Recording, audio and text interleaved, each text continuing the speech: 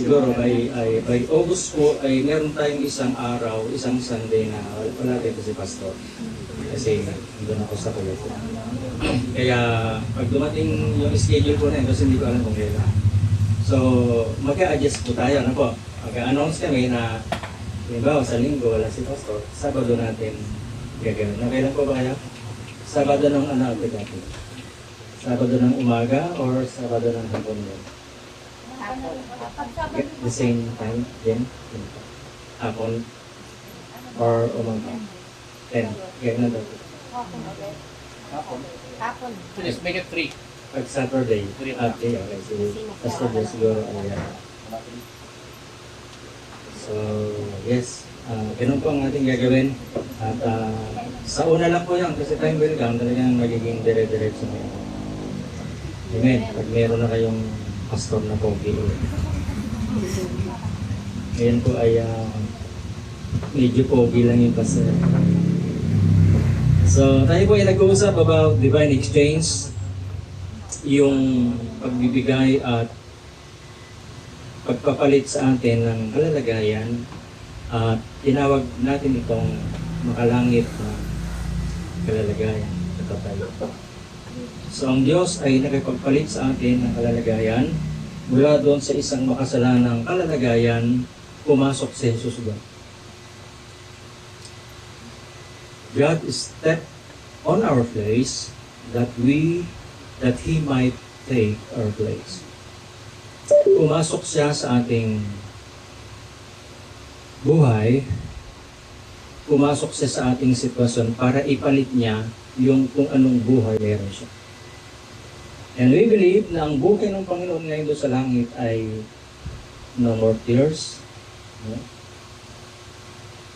Sa heaven, wala nang luha. Kaya dito sa lupa, inuubos natin yung luha natin. Tapos pagdating sa langit, wala nang iiyak. Wala na tayong lungkot, walang hapis, wala nang lumbay, walang sakit, walang karamdaman. Wala nang babagsak sa exam kasi wala nang exam sa langit. Lahat tayo pasado ron. At ang tanging kwalifikasyon na hinahanap ng Diyos, paniwalaan si Jesus. John chapter 3 verse 16, For God so loved the world that He gave His only begotten Son. His only Son. His name is Jesus. That whosoever believes in Him, believes, sino mang maniwala sa Kanya. Whosoever believes in Him should not perish, but have ang everlasting life. So nagbigay siya ng daan para tayo po ay huwag mapunta doon sa kapahamakan. At maraming tao, gumawa sila ng sarili nilang daan. Ang sabi ng Isaiah 53, nagkanya-kanya ng daan. Merong tamang daan, merong maligam-gam na daan, merong nagsasabing siya ang daan. At kagaya ng madalas kong sabihin, kapag ka-eleksyon, marami nagbibigay ng 500. No?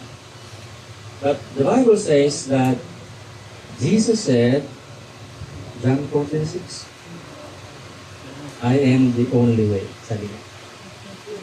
Sabi ni Jesus, ako lang yung daan. I am the truth and the life. So Jesus is the way, the only way. Jesus is the truth, the only truth. And Jesus is the life, the only life. Hindi mo na makikita yan sa iba. Mag-o-offer ang relihiyon, mag-o-offer ang samahan, mag-o-offer ng magandang samahan, mag-o-offer ng magandang tinatawag nilang life, but magpipailan tao. Kasi si Jesus lang yung totoong buhay. Kaya tayo, pinalaki tayo sa relihiyon. Naibigay ba natin? No? At ang religion ngayon, minsan, gaya-gaya na lang eh. Gaya-gaya na lang, tapat-tapat. Pumasok sa simbahan, papasok ka rin. Pero, hindi mo naintindihan yung kalalagayan mo. Kaya minsan nadidismaya tayo sa buhay, no? Isipin mo, bakit maraming taong nagpapakamatay? Maraming taong kahit may pera, may sikat, mababalitaan yun. uminom ng ganito, nagbigti, naglaso. Kasi hindi nila natagpuan yung totoong buhay. Diba kahit tayo, pag tinanong tayo ng mga klase natin, nag-reunion, yung mga kababata natin, yung mga kamag-anak natin, no? Nagkita-kita, tapos tatanungin, kumusta na ang buhay? Madalas natin isasagot, ito, mahirap pa rin. Mali yung sagot. Ang tinatanong ay buhay, hindi kabuhayan. Ba't ang sinasagot natin, kasi nakapokus tayo dito sa lupa. Kaya pag tinanong ka, kumusta ang buhay? Ito, didildil pa rin ang asin. Didildil sa bagkuong. No? Hindi yun ang buhay. Kasi ang tunay na buhay na kay Jesus. At nag-fail po ang relihiyon na ipakilala yung tunay na buhay. Kasi ang relihiyon, ang tinuturo lang niya yung pabor sa kanya. Pag kukontra sa kanya, lalaktawan niya yun sa Biblia. Ay, patamaan ako rito. Laktaw to. Tayo, although lumalaktaw tayo, in a sense na kasi maubos yung oras natin kapag pinaliwanag lahat. Kaya we need to skip yung verse 1, verse 2, verse 3. Pumapunta tayo sa verse 4. But meron tayong pag-aaral, darating ang pag-aaral na kailangan mong sagasaan lahat para makuha mo yung sinasabi ng kasulat. Amen. Yung iba kasi talagang tinatago nila. At binabago pa nga yung version ng Biblia para lang huwag silang tamaan doon sa sinasabi ng Panginoon. Ngayon, pasalamat po tayo sa Diyos na may mga pastor na ginamit ng Panginoon para, ako, pastor din yung nag-search sa akin para mas maliwanagan ko doon sa paniniwala. Dati kasi ako noon, pastor na ako, pero may mga times sa gabi na tumitingin ako sa kesa, tumitingin ako sa langit at sinasabi ko, naliligtas kaya ako pag namatay ako ngayon. Pastor na ako. Nangangaral ako ng kaligtasan kay Jesus. Pero ako mismo nagdadaw. Why? Ibig sabihin kasi, doon sa loob, hindi ko na-encounter talaga yung tunay na buhay. Siguro natikman ko lang. Pero hindi ako nakakain ng talagang kain. Salamat sa Diyos, bago mahuli ang lahat, pinakita niya yung tunay na mensahe ng Diyos. Ang Ebanghelyo ng biyaya ng Panginoon. The Gospel of Grace. Acts chapter 20 verse 24. Yun ang tema ng ating pagkakatipon bakit mayroong church. Yun lang. Mayroong isang mabuting balita ng biyaya na ibinigay ang Diyos para ating Panginoon. At itong mga pinag-aaralan natin ito, bahagi ito ng tinatawag na Gospel of Grace. Kasi hindi ito itinuro mo.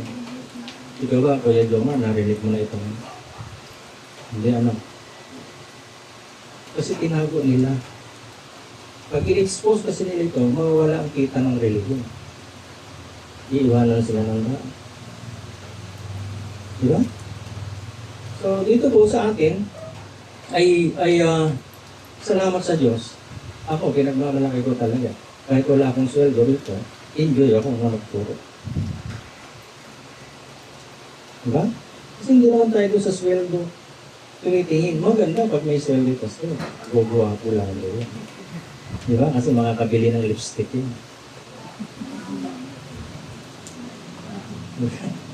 Pag may sweldo yun kasi makakabili yan ng shampoo.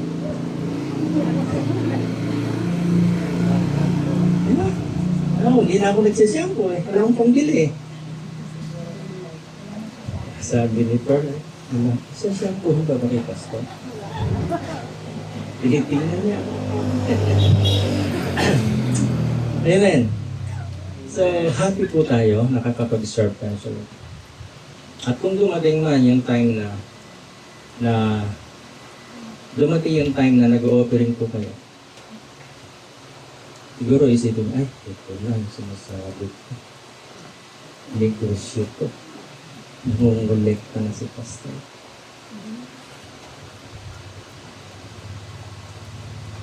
Ganun po ba ang iniisip niya? Hindi ba iwasan? Dahil sa panahon po natin, maraming pastor ginagamit ang church para magkapera. Kung dumating man yung time na mag-offering tayo, kasi ituturo ko naman yan. ang babayad lang natin yun ng bill ng aircon. Kasi naka-aircon na tayo ng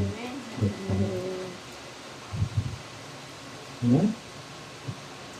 Nabibigyan na natin ng panggasolina si Kuya Joe.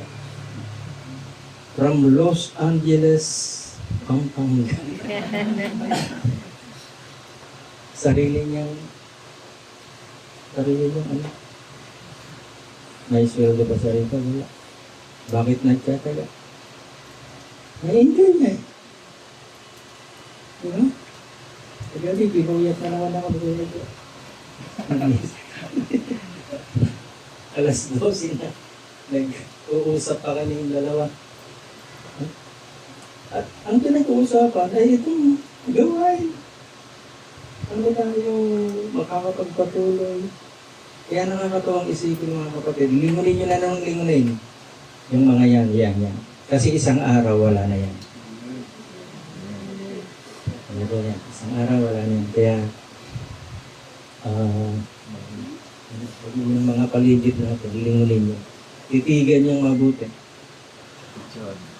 Isang araw wala na yan. Kasi papalitan yan ni Lord ng maayos, maganda. So, pag panahon ng tag-init, no more pawis. Pag panahon ng tag-ulan, no more lot-lot. Wala nang lot-lot, sabi natin. Amen. So, we are now in the part 4 of our topic about divine exchange. So, ang sabi ko dyan, sa first slide, sabi ko dyan, God took the initiative. Ang Diyos ang unang gumawa ng hakbang nung magkasala ang tao. Ang Diyos ang unang gumawa ng hakbang upang ang tao ay makabalik sa Diyos. When God said kay Adam, "You shall not eat that fruit na nilagay ko dyan. Dahil the moment na ikaw ay kumain yan, you will surely die." Ngayon, dahil si Adan ay sa kanya sinabi ng Diyos, kasi during that time wala pa si Eva, nung sinabi yan ng Lord, hindi narinig ni Eva. Kaya nakakatakot minsan yung absent. Pag uma-absent ka at meron ng exam, ay delikado ka. Wala kang isasagot ng tama. Dumating si Satanas, nag-exam, in-examine sa Eva. Totoo ba, sabi niya, na sinabi ng Diyos na kapag ka kumain ka nito ay mamamatay ka? Pina-challenge niya yung Word of God. Totoo ba na ang Bible ay salita ng Diyos? So sabi ni Eva, kung hindi siya nakarinig, at siguro iniisip ko, no, baka hindi sinabi din ni Adan. Kasi ang karakter ng isang lalaki, nagsasabi ba si Kuya Roden? Hindi, minsan lang. Karakter naming mga lalaki, Kuya Jomar, hindi kami basta nagsasabi sa babae, sa partner. Siguro nalimutan niya na sabihin, Eva, bawal kainin. So itong Eva, pagdating ng exam ni Satanas, sinunod. Totoo ba na sinabi ng Diyos ba? Sabi niya, sabi ng Diyos, huwag namin kakainin ni hihipuin. So, ang sabi ng Diyos, huwag kakainin. Wala siyang sinabing kahit hipuin mo yan, mamamatay ka.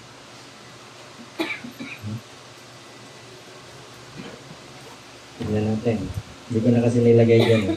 Kasi mahaba po siya, mga kapatid. Genesis chapter 3. Wala dyan. Huwag muna. Hindi ko siya nilagay kasi sobrang haba po niya. Okay. Genesis chapter 3 verse 1. Now the serpent was more subtle than any beast of the field which the Lord God has made. And he said unto the woman, Yea, hath God said, You shall not eat of every tree of the garden. Sinabi ba ng Diyos na huwag kayong kakain? And the woman said unto the servant, sumagot si babae, si Eva, we may eat of the fruit of the trees of the garden, but of the fruit of the tree which is in the midst of the garden, God has said, you shall not eat of it, neither shall ye touch it, lest ye die. So ang utos ng Panginoon, huwag mong kakainin. Wala yung sinabi niyang, kahit hipuin mo yan, baka ikaw ay mamatay. Ngayon ang sabi ni Eva ganito, bawal kainin, bawal hipuin, baka kami mamatay. So merong error. Sabi ng Lord, you will surely die. Hindi niya sinabing, pag kinain mo yan, baka mamatay ka. Sabi niya, sure. But ang sabi ni Eva, baka. So merong mali. Ama? Bakit? Hindi kasi siya nakinig. Kung marites siya, may mali. Kaya tingnan niyo yung katabi niya. Tingnan mo kung nakikinig. Ha? Nakikinig ko yan? Anong tingin mo? Parang uutang siya?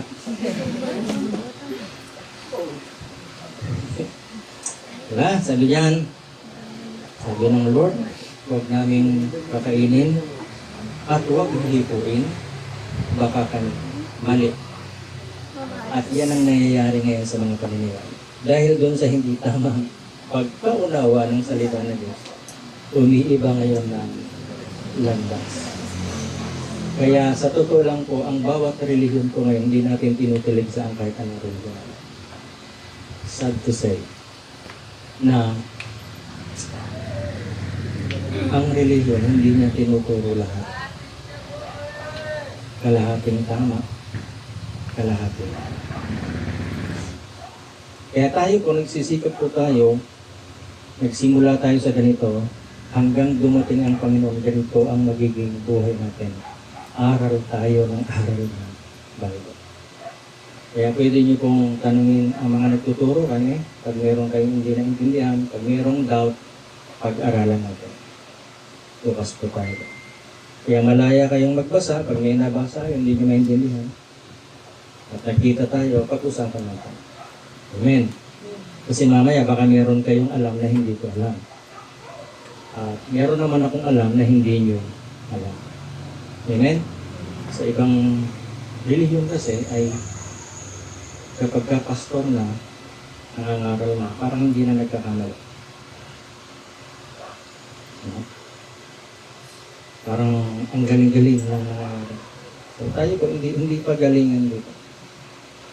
Ang pag-aaral ng salita ng Diyos ay paghanap sa katotohanan. Hindi pagkuha ng karunungan. Kaya kung magkarunungan ang gagawin natin, mag-aral na lang tayo sa eskwelahan. Diba? Pagalingan eh. At para masaling ko, ipasa mo yung kurso. Salamat sa Diyos, si Ate Jamaica. Ayun nakapasa. March 23. Kaya pumasa? Hindi. Birthday ko yun eh. Tanda mo yan ha.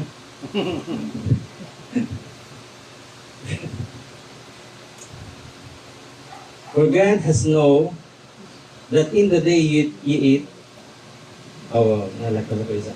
And the serpent said unto the woman, you shall not surely die. Pumasok si Satanas.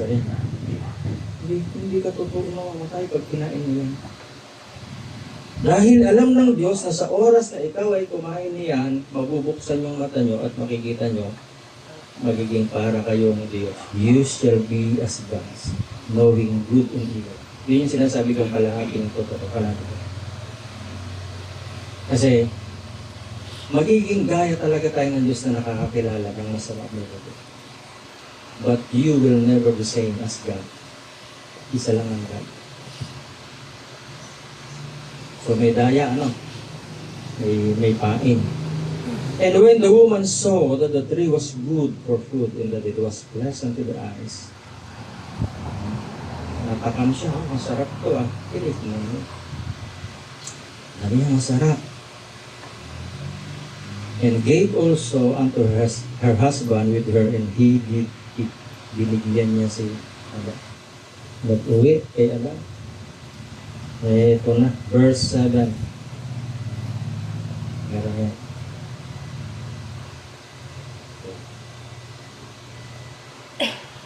Wala pa rin.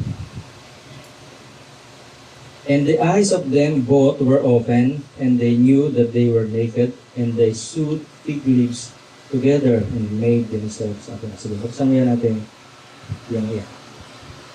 Sabi yan, yan po ay nasa Hebrews 9:22. Indeed, under the law, almost everything is purified with blood, and without the shedding of the blood, there is no forgiveness of sin.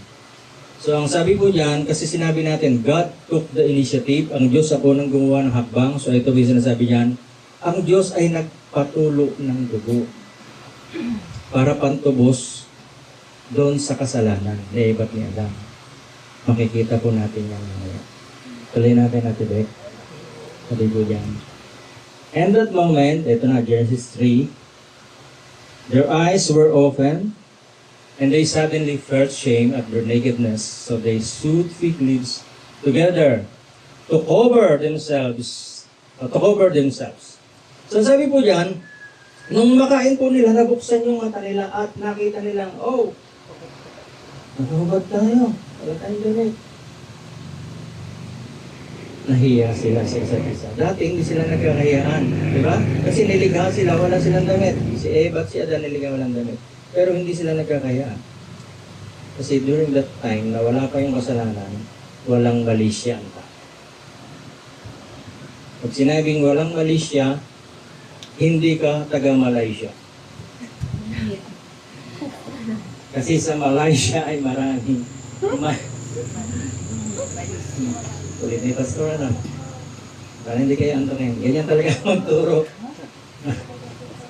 Okay, seryoso na ngayon. So, pag sinabing walang malisya, meaning to say, wala kang iniisip na masama. At ang innocent, yeah. Without malice means innocent. So, walang malisya, innocent. Anong ibig sabihin, anong picture niyan, yung bata? Nung bata po tayo, sino rito ang di naging bata? Baby. Pinakanak tayo, hubad. May damit ba tayo ng pinak tayo? Wala. Naka-brace na ba yung ngipin mo nung pinakanak? Sa AI meron. Sa ChatGPT meron yan. Pero in the natural, wala. Minsan may buhok, walang buhok. Ako nung pinanganak, alam nyo, nung baby ako, may picture ako nun makapal ang buhok yung kasama. Ulot. Pogi ako. Kaya kung tawagin ako sa amin, Pogi. Ito daw yan, tanongin mo sila. Pag minsan nalalagaw kayo doon, tatanungin niya, saan yung bahay nila, Pastor D? Ben ko apelyido nga. Sino? Si Pogi? Ano?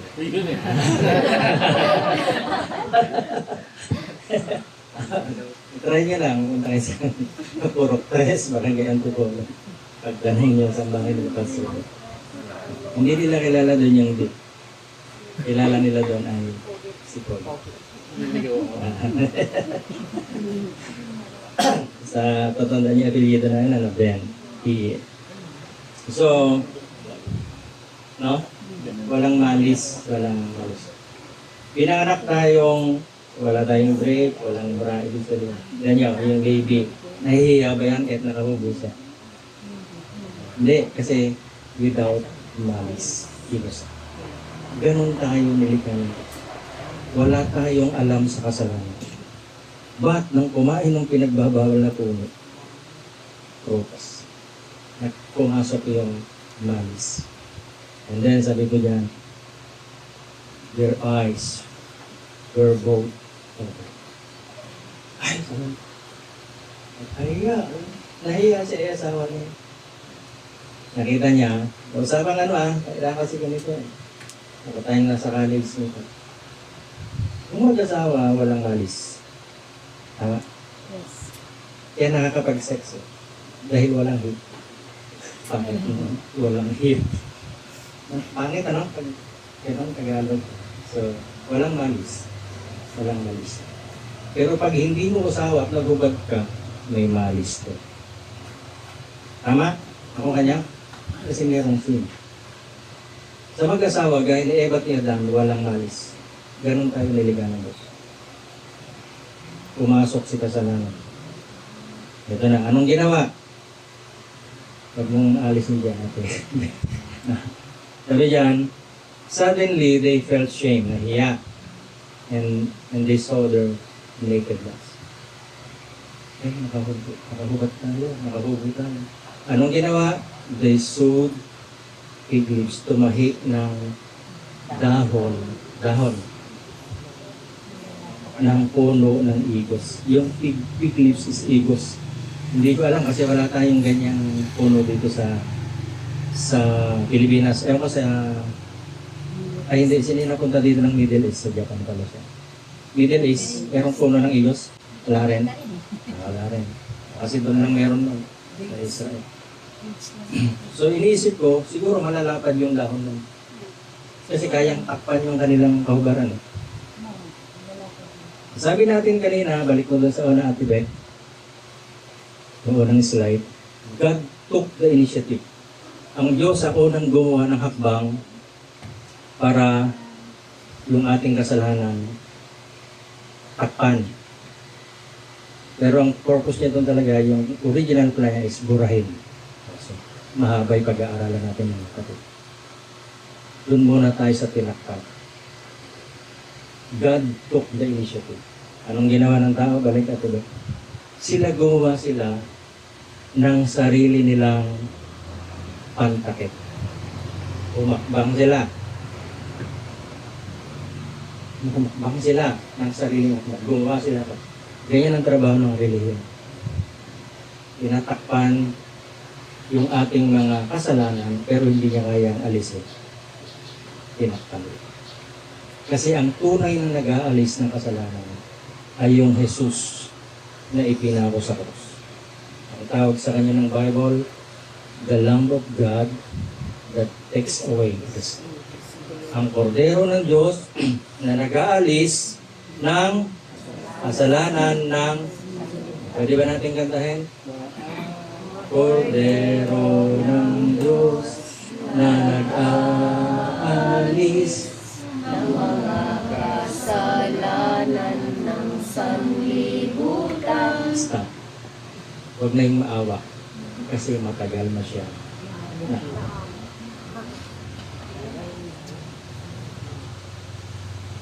See? Itong kordero na to ng Diyos, siya yung nag-aalis ng kasalanan. Hindi nagtatakip. But doon sa unang panahon, wala pa kasi si Jesus, wala pa yung lamb, wala pa yung kordero. Ginawa niya, tinakpan niya. Kasi ang tao, una niyang tinakpan. Kaya ang tawag natin dito ay man-made religion. Man-made effort. Siya yung nag-effort para takpan ang kanyang kasalanan. Imbis na ibulalas niya sana sa Panginoon, tinakpan niya. Adam, where are you? Sabi niya, Adam, nasaan ka? Sabi niya, andito po ako, Panginoon, nagtatago ako kasi nakahubad ako. Who told you that you are naked? Sabi ng God. Did you eat the fruit? Forbidden fruit? Sabi niya, kinain mo. Yes, Lord. Hindi pala siya nag-praise Lord. Sabi niya, kinain mo ba yung pinagbabawal kong bunga? Dapat ang sagot, yes Lord. Ang sagot niya, si babaeng binigay mo. Siyang defensive. Nagturo. Yung mga lalaki, defensive na. Oh, maganda yung topic na. Ay maganda yung mga narinig natin last Sunday. Gusto niyo ulitin? May ano na, may hugot. Mga babae, gusto niyo ulitin? Opo. Uh, Kaya pala tinagmulan na Robert. Doon kasi sa kwento nito, sabi niya, tingnan natin. And they heard the voice of the Lord God walking in the garden in the cool of the day, and Adam and his wife hid themselves. Nagtago sila from the presence of the Lord. At narinig nila ang tinig ng Panginoon Diyos. And the Lord God called unto Adam. Sinong unang tumawag? Ang Diyos. Ang isang taong makasalanan, ang tendency ng isang attitude ng isang taong makasalanan is magtago. Diba? Pag may kasalanan kayo, may nabasag kayo, tinatago nyo. Tama? Tama, ate ka? Pag may nabasag ka, sinasabi mo ba kay nanay, Mama, brava. Tinatago. Pag nakita ni Ate Cathy, sinong bumasag dito? Si Rika po. Tapos tatanungin si Rika, binasag mo ba ito, Rika? Eh, si Bik-Bik ka. Kawawa si Bunso. Pagdating kay Bunso, Bek, sinong nagbasag? Si Bogart. Kilala niyo si Bogart? Ang sumasalubong sa ating aso dyan. Ganon. Kasi ang kwento sa dito, tinawag siya na, sabi niya, who told you that you are naked? Ganyan niya. Ibig sabihin nun, alam kasi ng Diyos na, actually, alam na ng Diyos yun, kasi nakikita niya. Inihintay lang niya magpusa ang tao. Pero imbis na mag-confess ang tao, tinago niya. Sabi niya, yung babaeng binigay.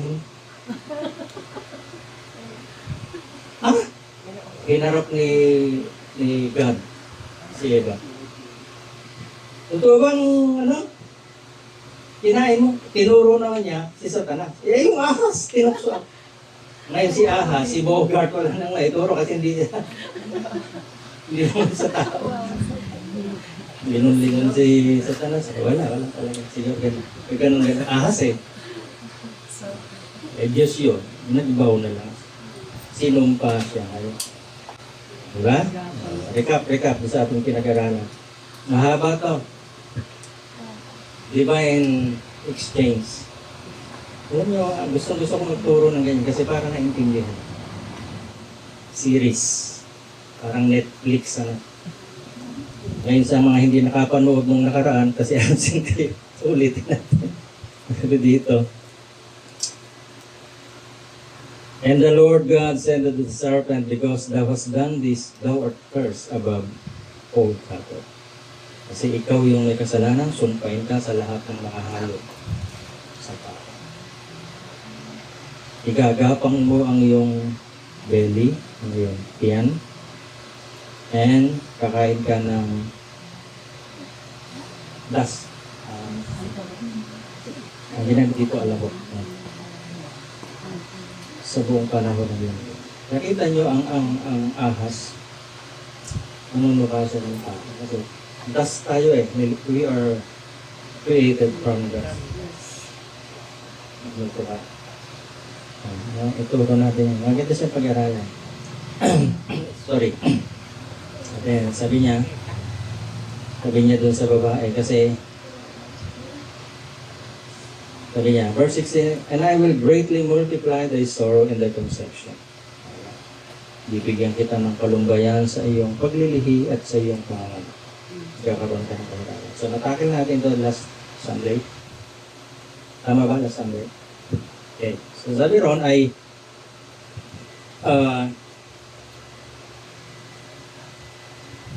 kasi ikaw babae, binigyan mo yung asawa mo, sabi mo, imbis na manganganak ka ng painless, manganganak ka ngayon ng may pain. Diba? Kasi dito ang ganda, kung hindi pala nagkasala. Ang galing manganak. Ate Lisa. Yung iihi ka lang sa arenola, lalabas yung bata, garang ganun lang. Hindi ka na iiri. Painless. Ako ini-imagine doon eh, kasi bakit binanggit dito, gano'n ang pag-aaral, no, maging mapag-isip ko, bakit binanggit dito na dahil doon sa kasalanan, dumating yung faith, yung pain. Ibig sabihin, ang design ng Diyos, manganak ka ng painless. Yung masakit, may pain na, wala pang payless. Magpipay ka ng malaki, lalo na pag sisaryan ka, malaki ang bayad. Diba? So, sabor talaga. Pero merong redemption na tinataya. Pag-aaral natin yung mga tatandaan niyo yung mga binabanggit kong word, redemption, salvation, kasi malaki ang kinalaman niya sa buhay natin sa kaligtasan. Pag naintindihan niyo po yan, pwede na kayong mamatay. Hindi naman mamatay sa sarili. Kasi ako naintindihan ko, buhay pa naman ako. Ibig sabihin, pinatay niya yung dating ako. Kaya wala na yung pogi. Patay na si pogi. Si Vic na ngayon. Amen? Hallelujah. Kaya kung magtatanong kayo doon sa amin, kasi mga patay din yung pagtatanungan niyo, pag hindi ka kasi born again, sumbi ka. Patay ka. Sarap mo. Ang kilala nila, yung dating patay din. Si pogi. Pero pag born again yung napagtanungan nyo, kilala nila kasul. Why? Buhay niya. Amen? So sabi rito, ayan, yan ang bunga ng iyong pagkain. And si Adam naman sabi niya, because thou hast hurt and anong kasalanan ni Adam? Actually, ang kasalanan ni Adam, hindi yung kumain. Yung dito sa talata, ang naging kasalanan niya, nag-participate siya doon sa alok ni Eva. Why and how? Sabi rito, God said, because thou hast hearkened unto the voice of thy wife. Sinong bida? Si wife. Sinong nakinig? Si Adan.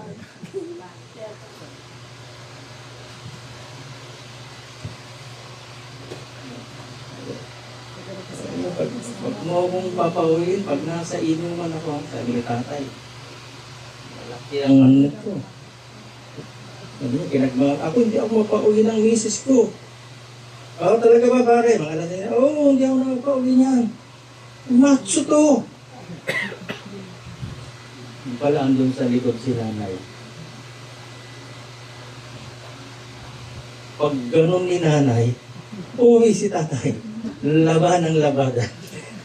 Maglalaba ka, magsasaing ka, magpaglansa. Kaya pala ganun malaki. Siyang tagaluto, siyang tagalaba, siyang tagasaing, siyang tagaigib. Malaki nga kaya. Because thou hast hearkened unto the voice of thy wife. So sinumpa yung Lord. Dapat sana mabubuhay ang tao, hindi, kahit hindi ka magtanim, hindi ka magtrabaho.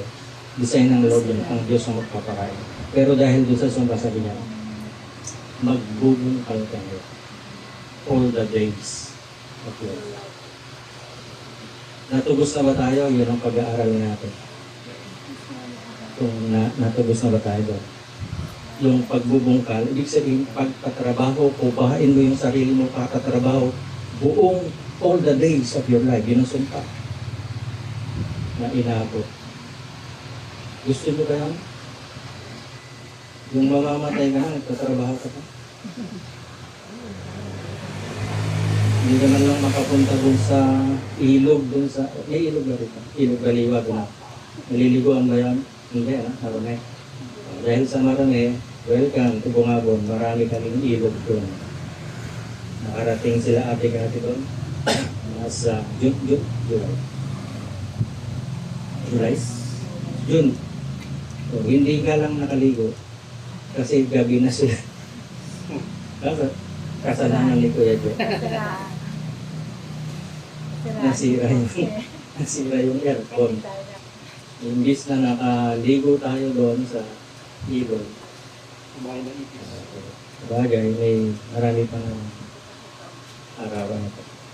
So, yun ang sabi. Dahil yung inarap ng Diyos, si Satanas, wala nang maituro. Sinumpa siya. Pero ang tao, hindi niya sinumpa. Ang sinumpa ay si Satanas at itong ground. So itong ground, sinumpa. Makasalanan. Kaya minsan sinasalo.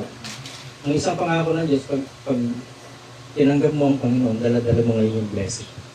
At ang sabi niya, lahat naman ng tungtungan ng iyong pagpapalain ng Diyos. Dahil sa ngayon, ilan tayong tumutungtong dito? Ayaw nga pa tayo. Challenge natin ang salita ng Diyos. Ang sabi ng salita ng Diyos, kapag ka ikaw ay born again na, Kristiyano ka na, pinagpala ka. At dahil pinagpala ka, dala-dala mo ngayon yung blessing. Ngayon, ang sabi niya, lahat ng tungtungan ng iyong paa, i-bless na Lord. Titingnan natin yan isang araw kung totoo yung salita ng Diyos. Pag itong lugar na ito yung nabago, totoo ang salita ng Diyos. Why? Kasi binless niya dahil sa talampakan mo. Hindi sinungaling mo. Totoo na to. Kaya every time na kayo po ay lumalakad, lagi niyong sasabihin, wala ka na sa sumpa. Kasi meron ng divine exchange. Amen? Amen. Kinuha ni Jesus yung sumpa, pinalitan niya ng pagpapala. Kaya ngayon, wala nang pangit. Pag naborn again ng isang tao, wala nang pangit. Sa paningin ng Diyos, ikaw ang pinakamaganda kasi anak kanya.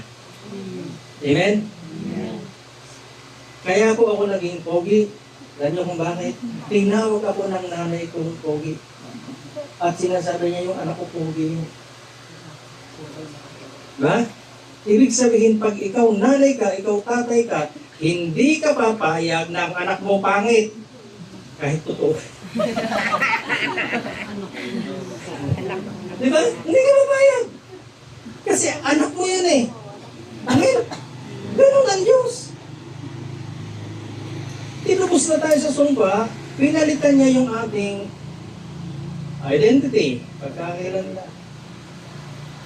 Why? Kasi ang Diyos nag-step siya sa ating lugar.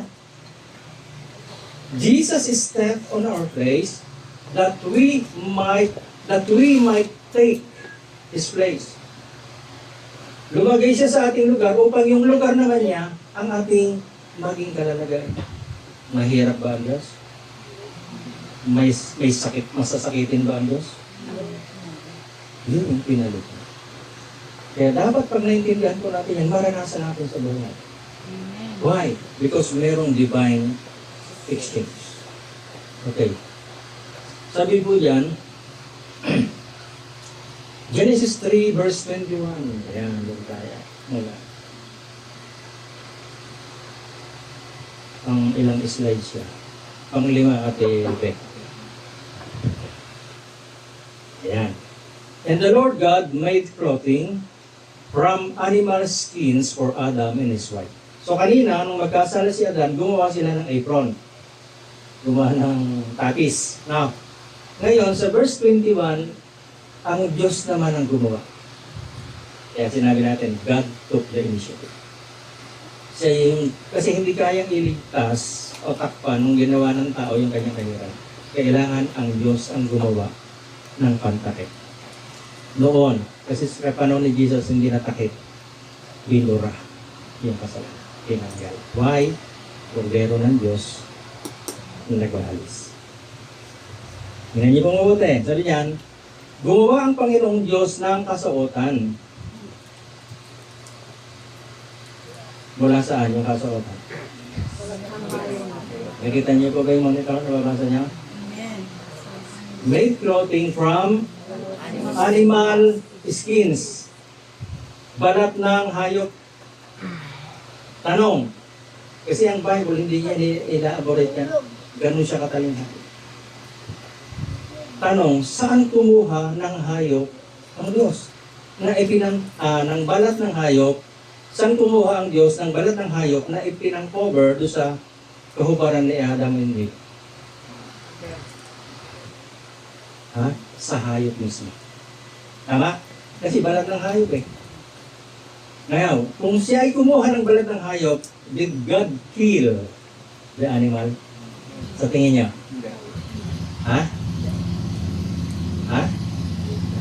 Pag hindi mo pinatay yung hayop, paano mo kukuha yung balat ng hayop? So, merong sagot na hindi, merong sagot na yes, merong sagot na ewan ko. Sige, isip-isip ha.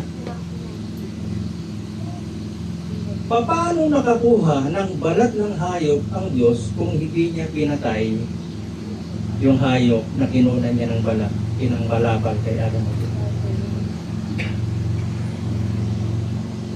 Ako para sa akin po, ang Diyos ang unang nagkatay ng hayop. Why? Because kailangan niyang patuloyin yung dugo.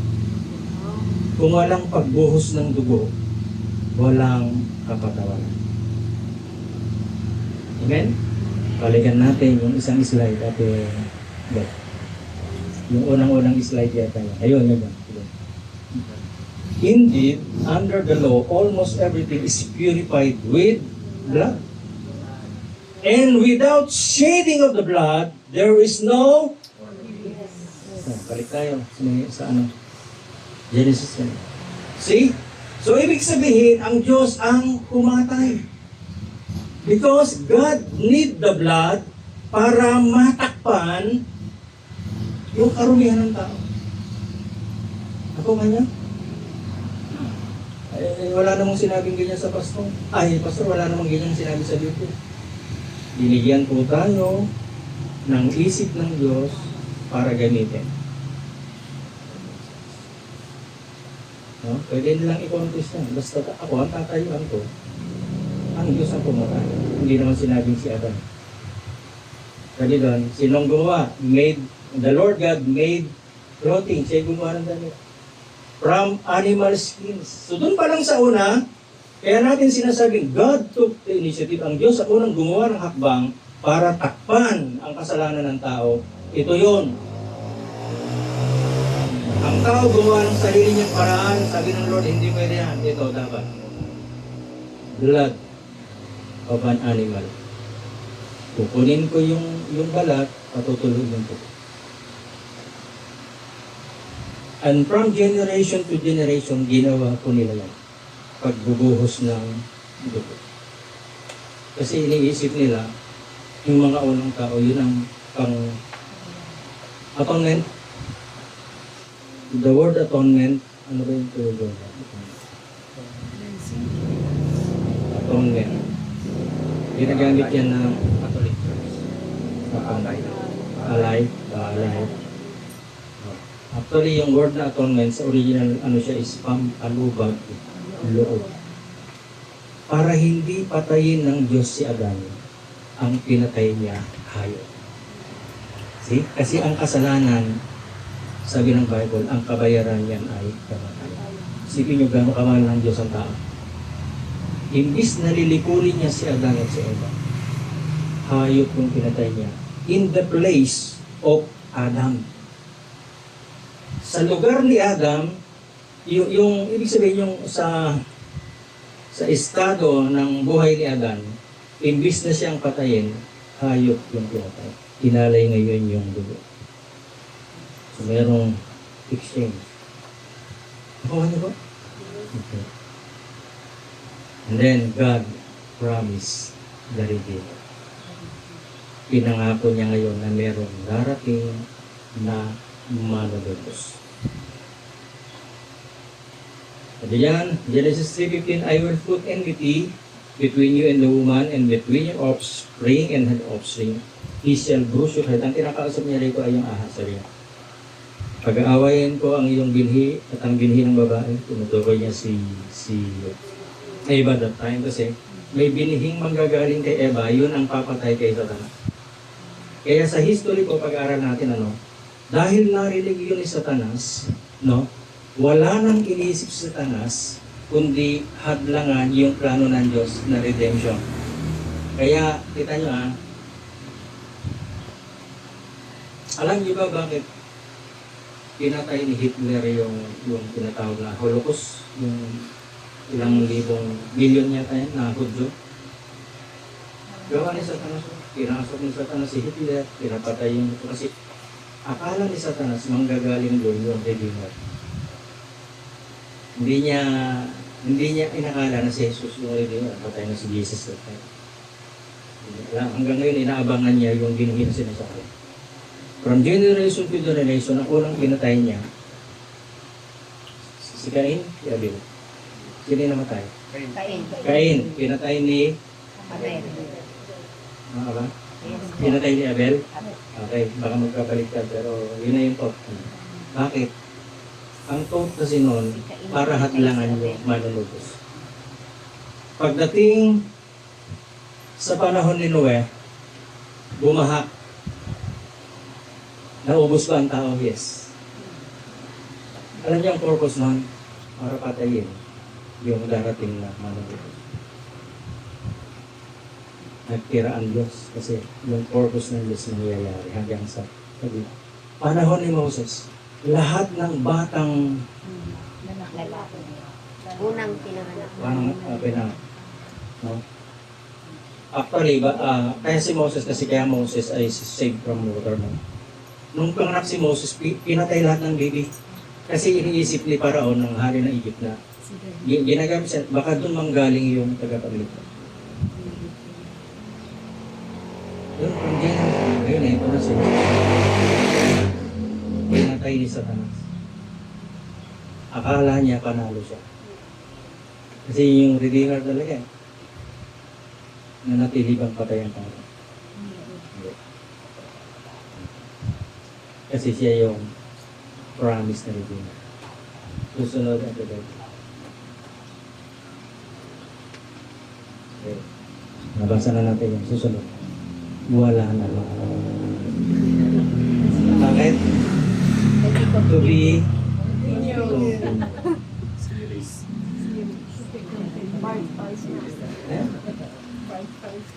Diba? Nakakakayo lahat. So, hindi ko alam kung kailan matatapos. Kasi alam niyo po habang pinag-aaralan ko siya, grabe yung pinapahayag niya. Natututo po ba?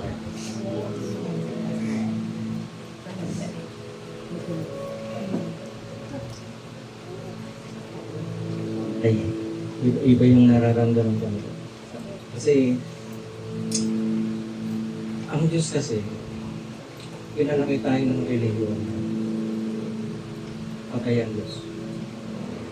Tuwing mahal na araw, namamatay ang Diyos. Actually, sa totoo lang, minsan lang siya namatay. No? At hindi na namatay, ba't pa kaya? Dahil kung totoong taon-taon siya namamatay, at kung mamatay ka ng oras ng mahal na araw, walang magliligtas sa'yo. Kasi patay.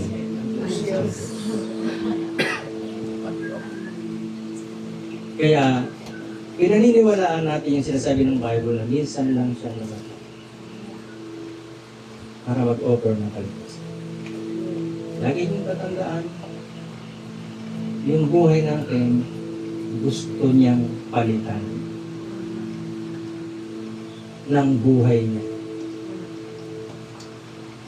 At kung hinihingi niya yung buhay mo, ang tanong, ibibigay mo lang. Sino rito ang magandang buhay? At maganda ang bahay. Marami akong kilalang magandang bahay, pero sira ang buhay.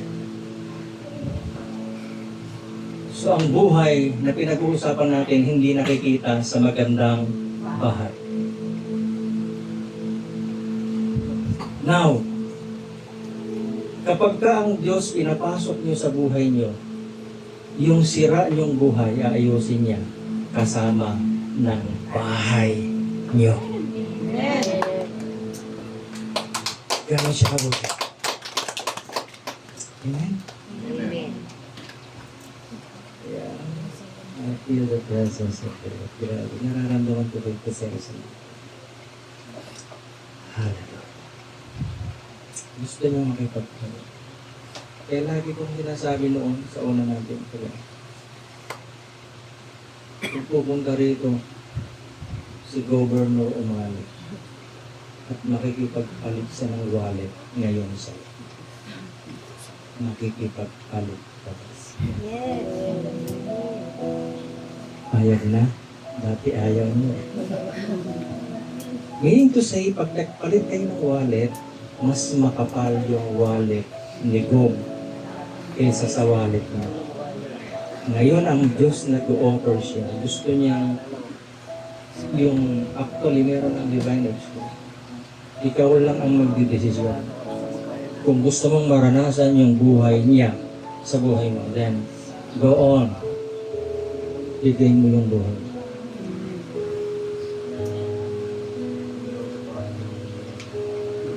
Jesus took our place that we might take His place. Kinuha niya yung ating kalalagayan upang yung kanyang kalalagayan ay mapunta, maranasan natin. See? Sabi ni Kuya Joe kanina, ang prayer niya is nung nawalan siya ng trabaho, magkaroon siya ng trabaho. Binigyan siya ng trabaho para siyang tatrabaho sa nightclub. Evening session. At dahil sa nangangayayat na siya, kapupuyat, hiningi niya sa Diyos, Lord, bigyan mo ako ng trabaho na sa araw. Hindi mo talaga si Kuya ko namamayat. No? Binigay ba ng Diyos? Binigay. Kailan mag-uumpisa? Bukas. Ha? Gaano katapat ng Diyos? Gaano siya kabuti? Gusto niyang lumagay sa kalalagayan mo ngayon. Para maranasan mo yung buhay na inihanda niya doon sa langit.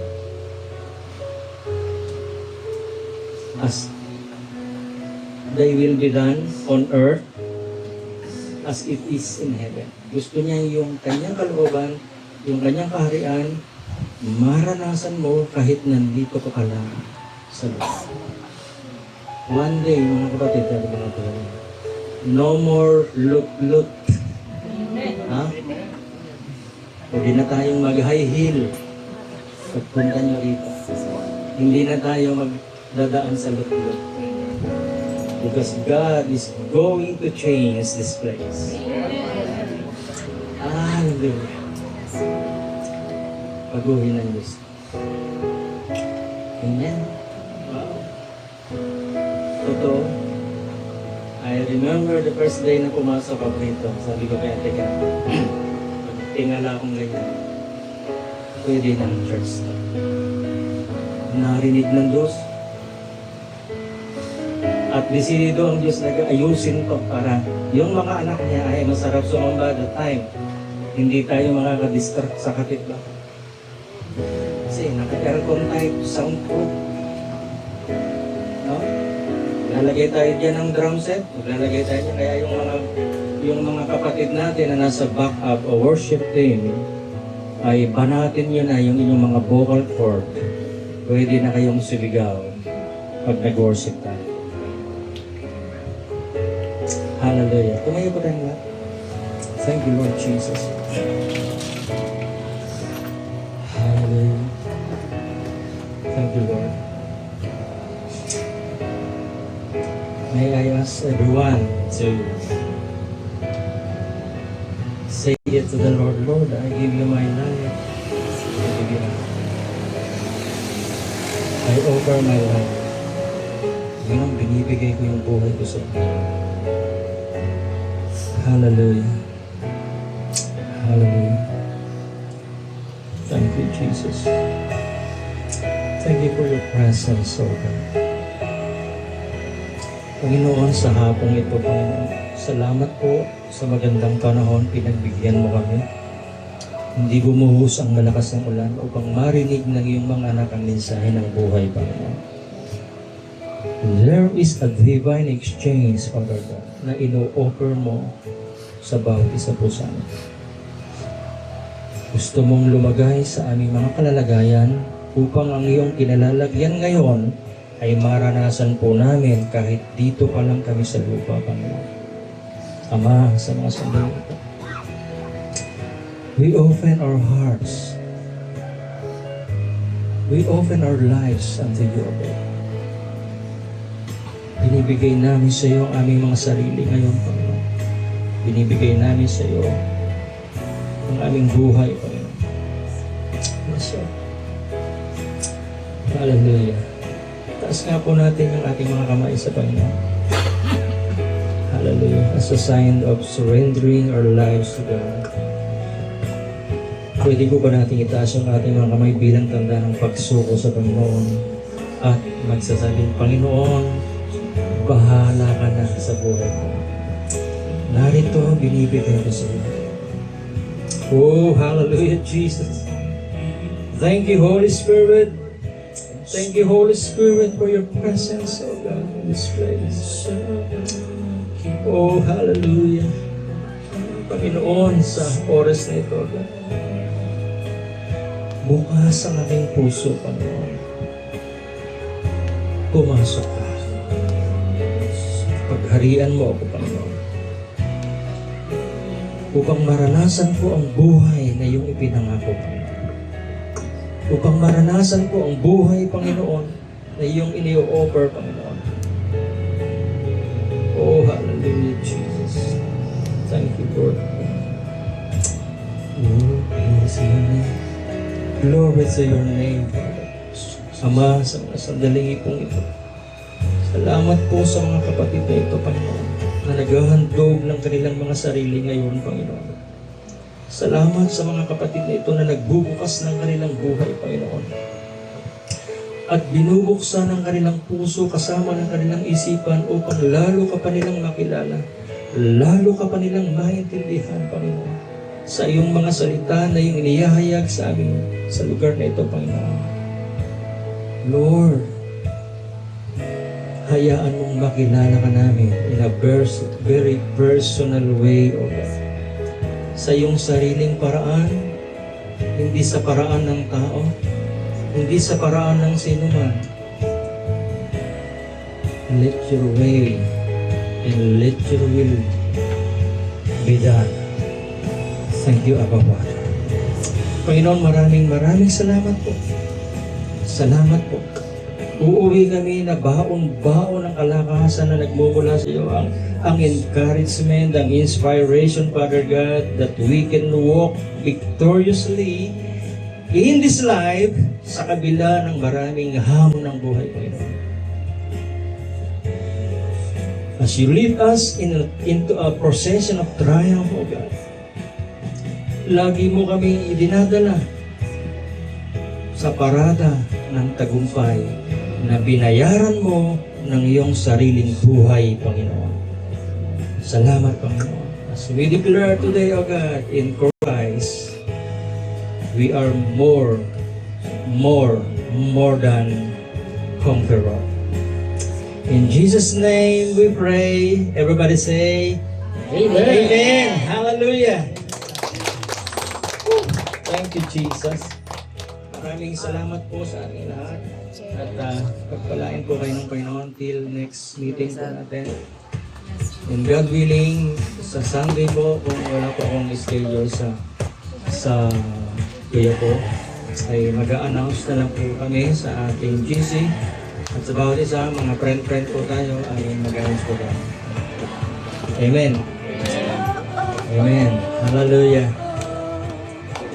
Praise God. God bless.